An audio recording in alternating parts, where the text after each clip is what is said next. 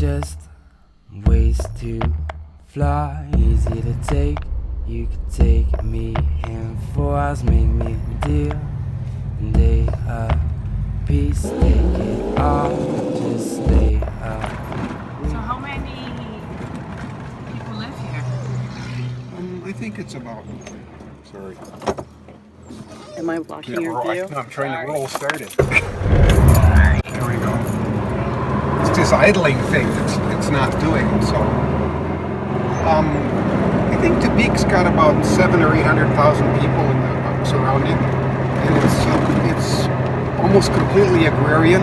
There's no manufacturing. People are very friendly. The Peruvians loved it here. And then back is Volcan-San Juan. So that one is Volcan-San Juan. San Juan, right. And the volcanism, if you take the bus to Guadalajara, you will see cinders. Looks like Hawaii, because the volcanism is only a few hundred years old, and the plants haven't had a chance to grow yet.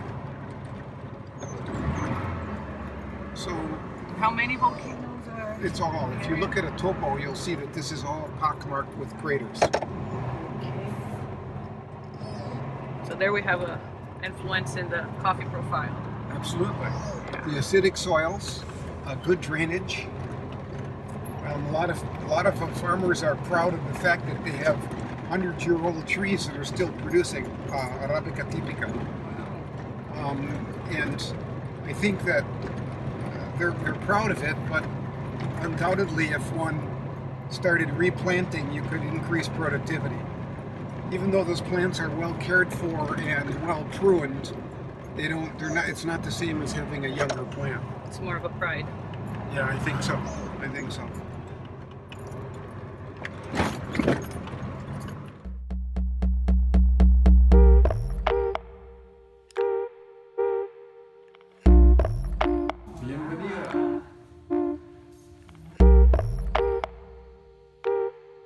Carlos Bustamante es uno de los internos que vienen desde una cooperativa en Veracruz. Ellos, con ayuda del gobierno y nosotros, ellos compran uno de los sistemas de control de calidad.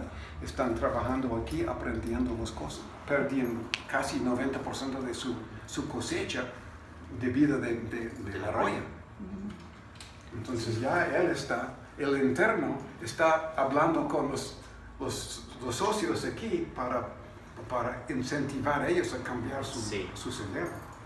Sí, porque están muy afectados ya todos los cafetales. Ya. Todos tienen la una roya. plaga. Sí, con la roya. Todos los cafetales, no hay ningún cafetal que no tenga. Todos tienen. Yeah, what happened is last year was one of the very, very big harvests last year. And we anticipated, with our group of producers, we anticipated something like 17 containers of coffee. So as we approached the peak of the harvest, we had a week of rain, really bad rain. And so cherries were falling, they were splitting, changed the harvest tremendously. And then after another week and a half or so, we had another rainstorm. And then as if the two weren't enough, that second rainstorm was almost on the peak of the harvest. And as if that wasn't enough, we had a coup de grace rainstorm that happened about 3/4 of the way through it, a third one. And so that changed a whole lot. It basically reduced our 17 containers to 13. And of the 13, we only had about 9 that we could export because of quality issues. So this year was the down year. Last year was the big year. This is the down year. But those same unseasonable rains promoted a bunch of flowerings. And now the warmer weather, and our harvest this year was very early. We usually don't start picking until December. This year we were picking in October, the end of October. And so the harvest was really early and much, much smaller than anticipated, distributed in a crazy way. So this year we're going to be lucky to have 3 containers total. So it's disastrous for these growers. But hopefully next year. Well, we hope. Now we have a little incidence of the roya, and so everybody's worried about exactly what's going to happen there. We have to fertilize like mad, radically prune, and start replanting. So hopefully all that procedure happens in such a way that we don't lose total production. Left them to cup with Gerardo Vasquez. Gerardo was a roaster for Café Oriental in Mexico City. And those guys are our in-country partners here in Mexico. And they buy all of the coffee that is not exported. So the organization is integrated that way. So the producers that work with us never have to worry about where their coffee's going. We sell it into the appropriate market for good prices for all of it. So the growers that are working with us in using the process management and selling the coffee into the appropriate markets are earning at least 10% more, depends on the year, to 10% more for their fruit than their neighbors. And that's the way we have to judge it. So the neighbors are selling into the commodities market, they're making this much money. The price wobbles around with the volatility of the C market. And with our guys, we take generally fixed prices and then make an adjustment and then put quality premiums on top of that. And so when you add up all of those payments, at the end of the day, on the average, these guys are earning at least 10% more than their neighbors. And that's actually helping this organization to grow. So we have other organizations now wanting to form organizations to join and knocking on the door to grow the group. The whole key, many people believe that traceability is the objective. Oh, we need traceability, we've got to have traceable coffee. When in fact, the objective is to earn more money. So we believe that to get to the objective, to earn more money, it's best to do it by raising quality. If you raise quality, you get better prices. So that means more money. So we focus on raising quality, and we do that by gaining control of process. The process control means you look at everything from the picking to every step of the process to the time when the coffee goes out in bags with barcodes and serial numbers on every bag. If you can do that, traceability falls on the floor. It's the inevitable result of having control of process. The objective is earn more money. The inevitable result, if you use the path of increasing quality, the inevitable result is traceability. Can you say that phrase about we never blend for... Oh yeah, that's right.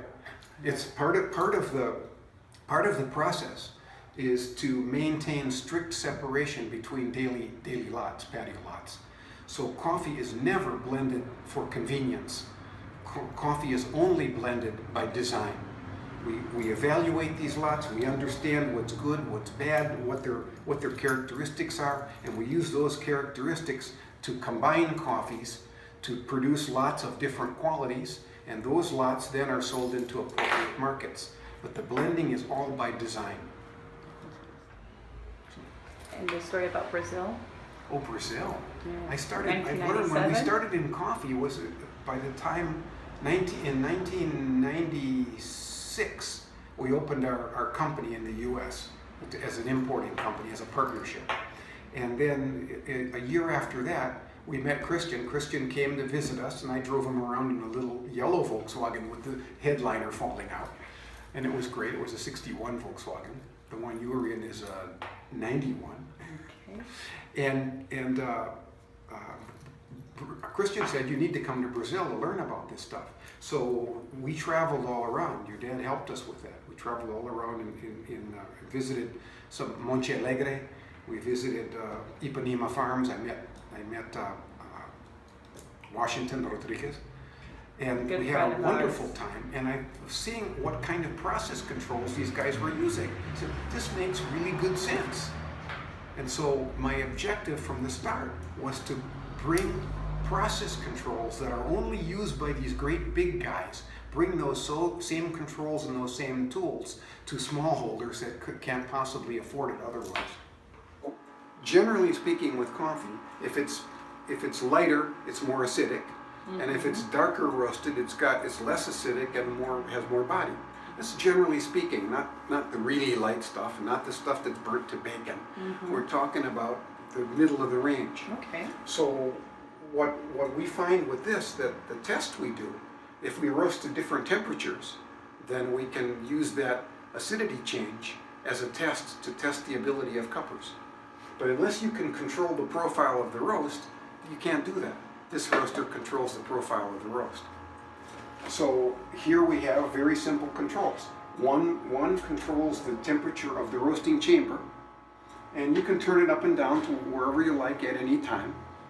And it has different temperature levels. This one here, for example, number 3, is 268 degrees C. And it's held at that temperature. Then the alarm, basically the user just sets the alarm to the exit temperature he wants. Right now it's set at 219 degrees. Should be 218. So we cup at 218. So basically it's at 218. When the coffee gets close to 218, the roaster starts beeping. When it gets to 218, the beeping goes solid and the user just dumps the coffee. Done. Hands off roasting. So can you tell me a little bit about your background? Yeah, I'm a geophysicist, seismologist at the end of the day, and ended up doing a lot of sonar and underwater sound, so and marine geophysics. So when I got a job and started working, we were working on with International Nickel, looking for ways to map distributions of manganese nodules in deep water. So I built a sonar system to do that. It was an international consortium of Germans, Japanese, US, and Canadian companies. We built a sonar that would map kilometer-wide swaths of manganese nodules and draw contour lines around the distributions. This was very radical in those years that we had it operational in 1978. So then when we were talking with Columbia University, they wanted one of these mapping systems. And then this guy, Jack Grimm, came, he wanted to look for the Titanic. So we said, hey, we have the perfect sonar for looking for the Titanic. It does kilometer-wide swaths of mapping. And so we signed a deal and started building the sonar for Columbia University to use for the Titanic. Problem is, when we went out for the Titanic, the people in charge of the survey didn't like the tow body that we had built, which is a very stable tow body to do good imaging for a very wide swath. And so we were forced to put the sonar on an unstable vehicle. And so the images that came out were terrible. It's like taking a camera with a low shutter speed and moving the camera while the shutter is open. So the pictures were terrible. So we didn't find the Titanic, even though we went right over it. We found out later. So the very next month after the Titanic cruise, that sonar was used for the United States Geological Survey, and now it was put on the proper tow body, which was nice and stable, the one we had developed for manganese nodule research, and that made the most fantastic 5-kilometer wide images of the Carteret Canyon the USGS is still using today to show what the canyon looks like. Wow. So I guess building up a roaster becomes quite simple, huh? Well, I wouldn't go that far.